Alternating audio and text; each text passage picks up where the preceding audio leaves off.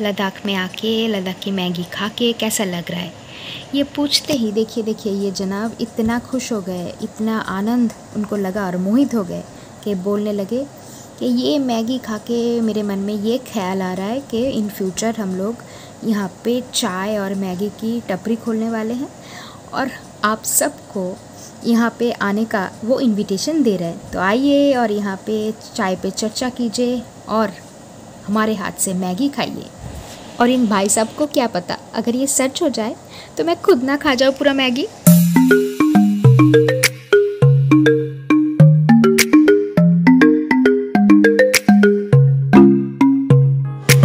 Hello everyone, welcome back to another travel story of Jhankar fit.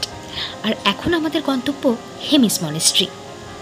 Hemis monastery হলো লাদাখের biggest and wealthiest monastery বা গম্পা। আর এই Hemis monastery নিয়ে আমরা লাদাখে এসে কিছু ছোট ছোট স্টোরি কিন্তু লোকালসদের কাছে শুনেছি।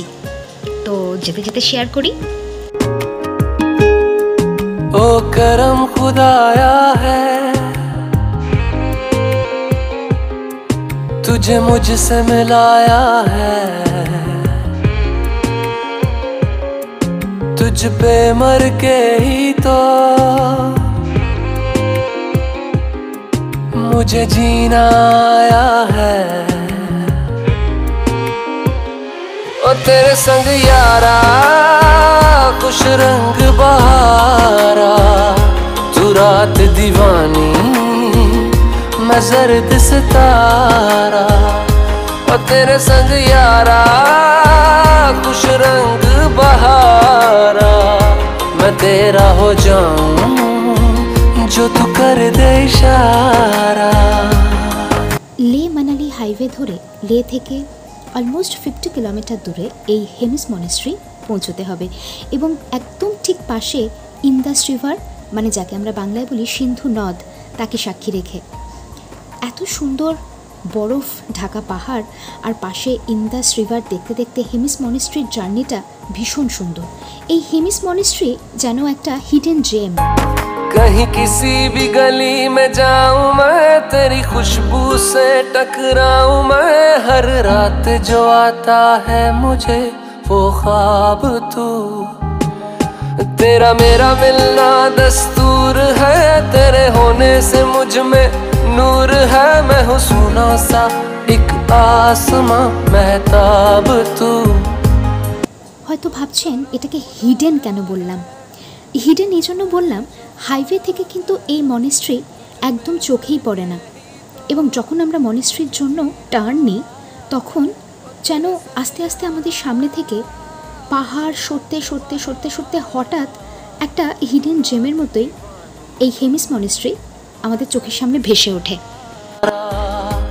तेरे संग यारा खुश रंग बहारा, तेरे बिन अब तो न जीना गवारा।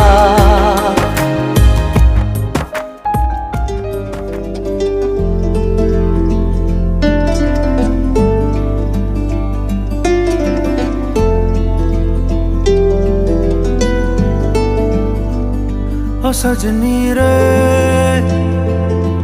कैसे कटे दिन रात, कैसे हो तुझसे बात, तेरी याद सतावे रे। ओ सजनी रे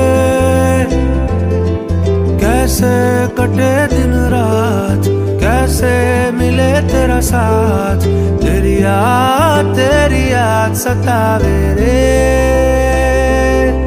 হেমিস মনেস্ট্রি নিয়ে একটা খুব ইন্টারেস্টিং স্টোরি হলো, এই মনেস্ট্রিতে নাকি জিসাস ক্রাইস্ট তার যে সময়টা আমরা লস্ট ইয়ার্স বলে জানি, মানে যে সময়টা সম্বন্ধে কোথাও সেরকমভাবে লেখা নেই, তিনি নাকি ইন্ডিয়া এসেছিলেন এবং ইন্ডিয়াতে এই মনেস্ট্রিতে পা রেখেছিলেন। যদিও এই স্টোরি নিয়ে খুব একটা সত্যতা বা কতটা এটা সত্যি সেটা ঠিক আমার জানা নেই বা যথেষ্ট এটা কন্ট্রোভার্সিয়াল শুনেছি, কিন্তু তাও এরকম একটা স্টোরি শুনে ভীষণ ভালো লাগলো।